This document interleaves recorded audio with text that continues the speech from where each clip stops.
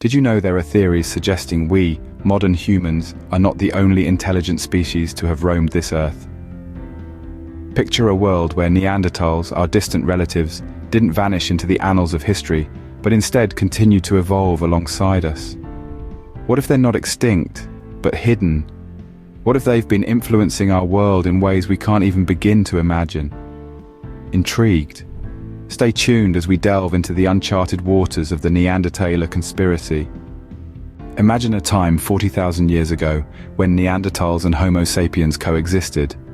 This was a time when the world was a vastly different place, a time when two species of humans walked the earth together. Neanderthals, our closest extinct human relatives, thrived in Eurasia from about 400,000 years ago until they disappeared around 40,000 years ago. The Neanderthals were not quite like us Homo sapiens, yet they were not entirely different either. They had robust bodies and large brains. They used tools, and they cared for their sick and injured. They were, for all intents and purposes, human. Yet here we are, the only remaining human species. What happened to our Neanderthal cousins? The mainstream scientific belief holds that the Neanderthals were unable to compete with our Homo sapien ancestors. They suggest that we outcompeted, outlived, and perhaps even wiped out the Neanderthals. Over time, they faded into extinction, leaving us as the sole heirs of the human lineage. This narrative is widely accepted, but it's not without its critics.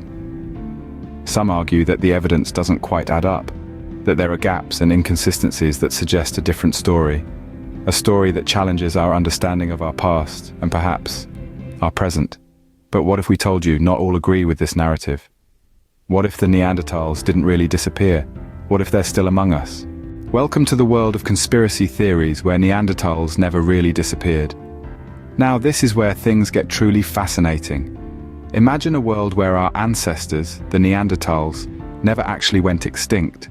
Instead, they merely adapted, evolved, and continue to live among us, discreetly influencing world events. Crazy, right? But hold on to your hats, because this is the conspiracy we're about to delve into.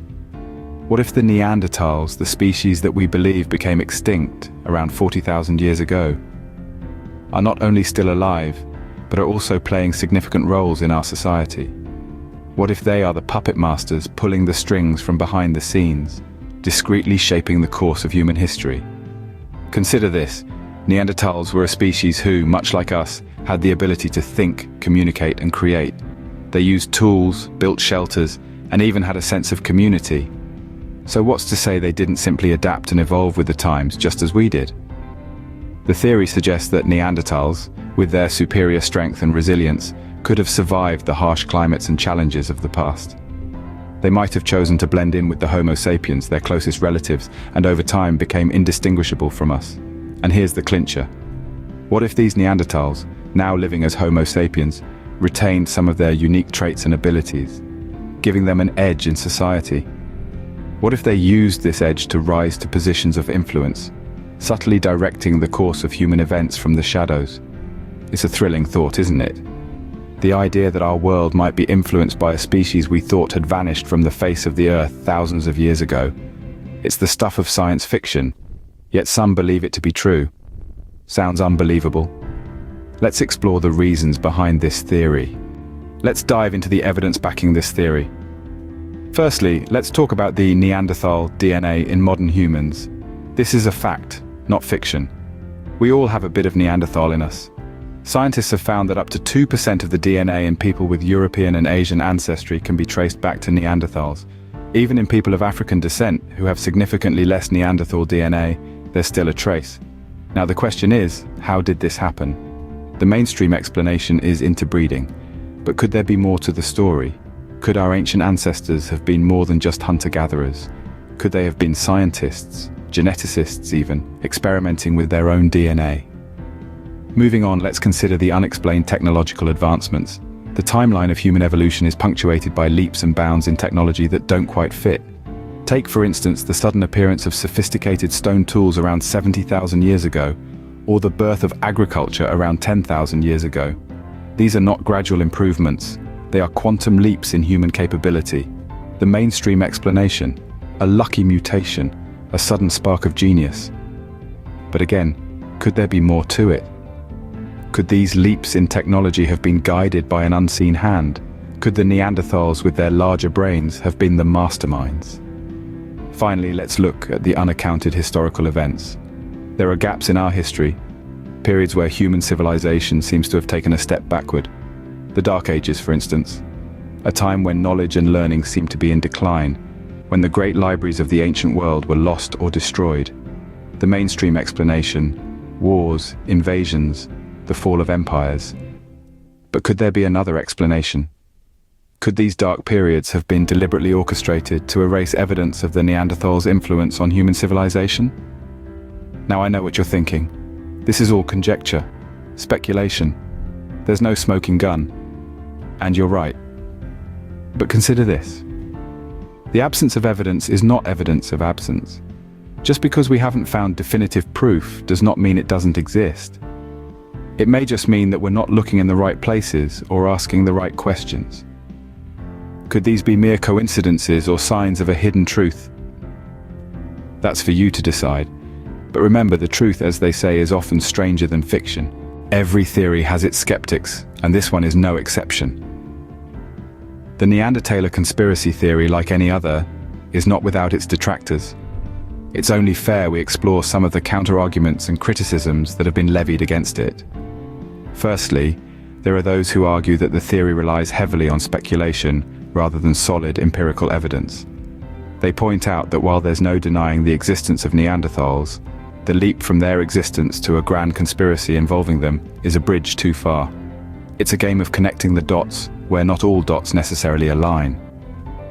Other critics take issue with the theory's interpretation of archaeological findings. They argue that the supposed artifacts and structures that theorists point to as evidence of Neanderthal advanced civilization are, in fact, natural formations or the result of more recent human activity. They contend that these findings have been misinterpreted and sensationalized to fit the narrative of the conspiracy. Then there are those who question the plausibility of such a conspiracy being kept under wraps for so long. In an age of information where secrets are harder to keep than ever, they find it hard to believe that such a grand conspiracy could remain hidden. Lastly, some critics argue that the theory is, at its core, a form of escapism. They believe it's a way for us to romanticize our past and distract ourselves from the more pressing issues of the present.